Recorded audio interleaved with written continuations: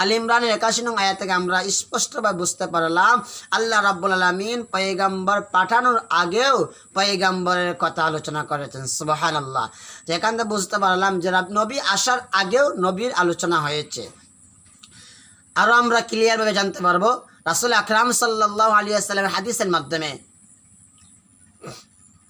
তিরমিজি শরীফের 2য় খণ্ডে 202 নম্বর পৃষ্ঠা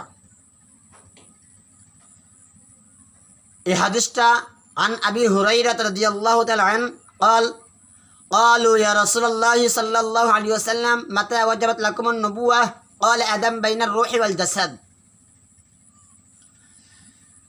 এর বঙ্গা অনুবাদ হলো হযরত আবু হুরায়রা রাদিয়াল্লাহু তাআলা আনহু থেকে বর্ণিত।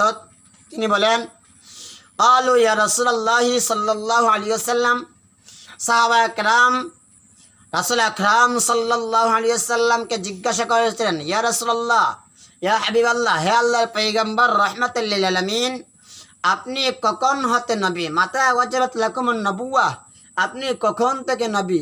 আপনি কোন সময় থেকে নবী হয়েছেন? রাসূল আকরাম সাল্লাল্লাহু আলাইহি ওয়াসাল্লাম সুন্দর করে উত্তর দিচ্ছেন, সুন্দর করে সাহাবা کرامদেরকে বুঝিয়ে দিচ্ছেন। ক্বালা আদামু বাইনার রূহি ওয়াল জাসাদ, হে সাহাবা একরাম শোনো, আমি কখন থেকে নবী আমি তোমাদেরকে সুন্দর করে বলে দিচ্ছি।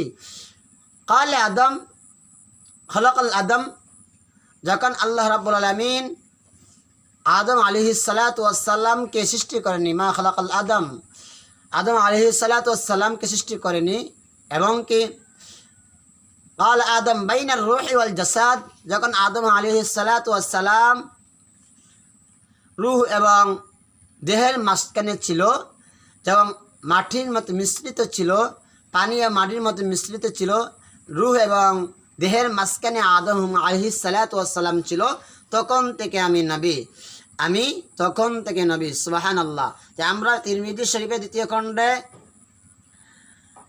202 নম্বর পৃষ্ঠার হাদিস থেকে আমরা জানতে পারলাম আল্লাহর হাবিব সাল্লাল্লাহু আলাইহি সাল্লাম জবান মুবারক থেকে বলেছেন যে তিনি আদম আলাইহিস সালাতু ওয়াস সালাম সৃষ্টি হওয়ার আগেই থেকে নবী ছিলেন এবং